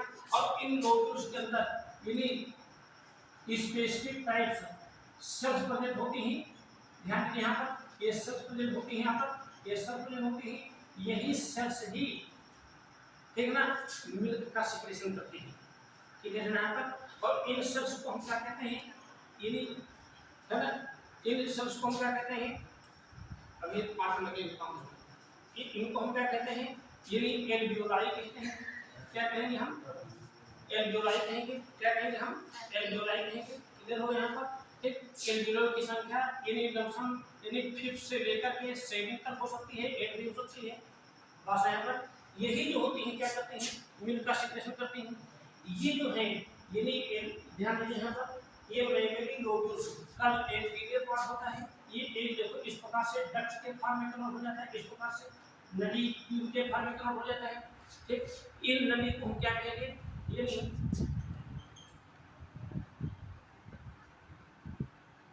मेमोरी, है ना, ट्यूबल्स कहेंगे, क्या कहेंगे, ये ओपन होंगी, किसमें, मेमोरी ट्यूबल्स में ओपन होंगी, क्लियर है ना यहाँ पर, ठीक ना। यदि इनसे क्या बनेगा, मिल्क बनेगा, मिल्क यहाँ पर आगे आएगा, यहाँ पर जो यहाँ पर आएगा, यहाँ पर ये जो होती है यहाँ पर, ठीक है, ये आपस में देखो जुड़ जाती है इस प्रकार से, ऐसे जुड़ गई, देखो यहाँ पर इस प्रकार बहुत से इस प्रकार जुड़ गई, जुड़ करके एक कॉमन डक्ट बना लेते हैं यहाँ पर, ठीक ना। और इस कॉमन डक्ट को हम मेमोरी डक्ट कहते हैं। क्या कहेंगे बेटा, हम मेमोरी डक्ट्स कहेंगे, क्या कहेंगे, मेमोरी डक्ट्स कहेंगे, ठीक ना। ये जो मेमोरी डक्ट्स होती हैं बहुत सारी हो गई, ठीक ना, हमने कितने बताया था, लगभग 50 से 20 लोब्यूल्स होते हैं यहाँ पर। ये जो डक्ट्स होती हैं इनका जो अगला पोर्शन होता है इस प्रकार से खुला हुआ होता है, थोड़ा सा खुला हुआ होता है ना। इस खुले हुए पोर्शन को डायग्राम में भेजा है, डायग्राम उसमें देखेंगे, उसको कहते हैं एम्पुला कहते हैं। क्या कहते हैं बेटा, बोलो, एम्पुला कहते हैं। ये क्या हो गया, एम्पुला हो गया यहाँ पर, क्या हो गया, एम्पुला हो गया यहाँ पर, क्लियर है यहाँ पर। और इस एम्पुला से पतली सी नली निकलती है इस प्रकार से, पतली सी निकलती है, ठीक है ना। ये नली निकलती है यहाँ पर, ये नली निकलती है यहाँ पर, बहुत सारी इस प्रकार से, है ना। ऐसे देखिए इस प्रकार से ये नली को क्या कहते हैं, लेक्सीफेरस।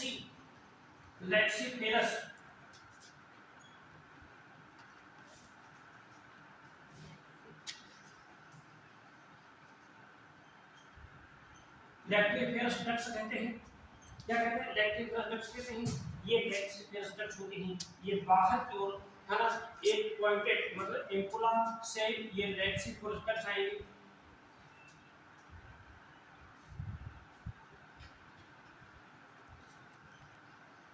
और ये कहाँ ओपन हो जाएगी, यहाँ पर कितना, ये नहीं, ये जो निपुल होता है ना उसमें ओपन हो जाएगी, ठीक है ना। तो हमने क्या बताया कि मेरी ग्लैंड का मेन फंक्शन क्या होता है, मिल्क का सिक्रेशन करना। लेकिन मिल्क का सिक्रेशन कब, जब चाइल्ड का बर्थ हो जाता है तब, पहले नहीं। ह्यूमन में ही नहीं, जितने भी मैमल्स होते हैं सभी में इस प्रकार के प्रोसेस होते हैं, ठीक है ना। हमने एक कहावत सुनी है ना, जिसने जन्म दिया है ना उसने उसको खाने पीने की व्यवस्था भी ईश्वर ने की है, ये और पहले सुना है, ठीक है ना।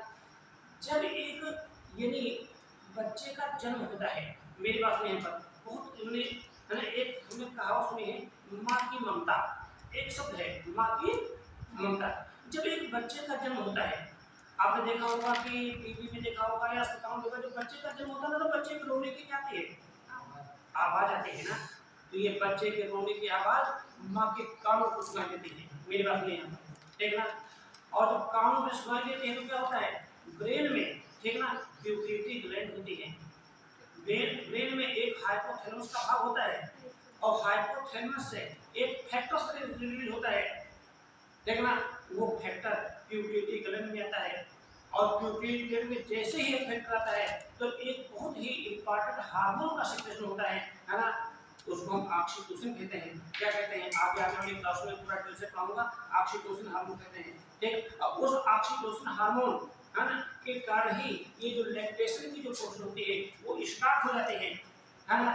लैक्टेशन की प्रोसेस मतलब क्या हुआ कि मेरा जो चाइल्ड है ना, वो भूखा होगा, पास है यहाँ पर, चाहे जो होगा भूखा, यानी यहाँ पर इस प्रकार से फैटी टिश्यू प्रेजेंट होते हैं, ये फैटी टिश्यू होते हैं। तो यानी इस प्रकार की जो स्ट्रक्चर बनती है ना, तो ये पूरी क्या कहलाती है, एक मैमेरी ग्लैंड कहलाती है। क्लियर होगा यहाँ पर, ठीक है ना। मैमेरी ग्लैंड का लास्ट पॉइंट होता है, एक जो ग्लैंड होती है उसको हम बारकोलिन ग्लैंड कहते हैं। क्या कहते हैं, बारकोलिन ग्लैंड कहते हैं, बारकोलिन ग्लैंड होती है। Bartholin glands are also compares minute structure होती है, ठीक ना। और ये जो वेजाइनल जो आर्किस होता है, वेजाइनल आर्किस उसके दोनों ओर होती है, यानी वन पेयर्स होती हैं, वन पेयर्स होती हैं। और कहाँ होती हैं, यानी नियर द वेजाइनल आर्किस, है ना। इन ग्लैंड से सीक्रेट होने वाला एक ऐसा केमिकल, रासायनिक एक पदार्थ निकलता है, ठीक ना। और ये रासायनिक पदार्थ क्या करता है, इन्हें पॉपुलेशन की जो प्रोसेस होती है उसमें हेल्प करता है, ठीक है ना। ये जो बारकोलिन ग्लैंड्स होती हैं मेल में पाई जाने वाली, यानी पुरुषों में पाई जाने वाली, है ना, काउपस ग्लैंड के संजात होती है, यानी सिमिलर होती है, यानी similar to the Cowper's gland, Cowper's gland of man के, ठीक ना। तो ये जो हमने आज का टॉपिक पूरा पढ़ाया है फीमेल रिप्रोडक्टिव सिस्टम, तो फीमेल रिप्रोडक्टिव सिस्टम में, ठीक, यानी हमने पूरा जो है इन्हें डिटेल से हमने स्टडी की है, हर एक आर्गन्स को मैंने डिटेल से स्टडी की है, उसका मैंने फंक्शन बताया है, ठीक है। आगे आने वाले जो क्लास होंगे, ठीक है ना, तो इसी के आगे मतलब मेल गोनड को हमने टेस्टिस पढ़ाया है, फीमेल को ओवरी पढ़ाया है, मेल से बनेंगे स्पर्म, फीमेल से बनेंगे ओवम, में पूरा डिटेल से गैमेटोजेनेसिस की प्रोसेस को मैं आगे पढ़ाऊंगा, ठीक है। सभी को, है ना, हैप्पी होली।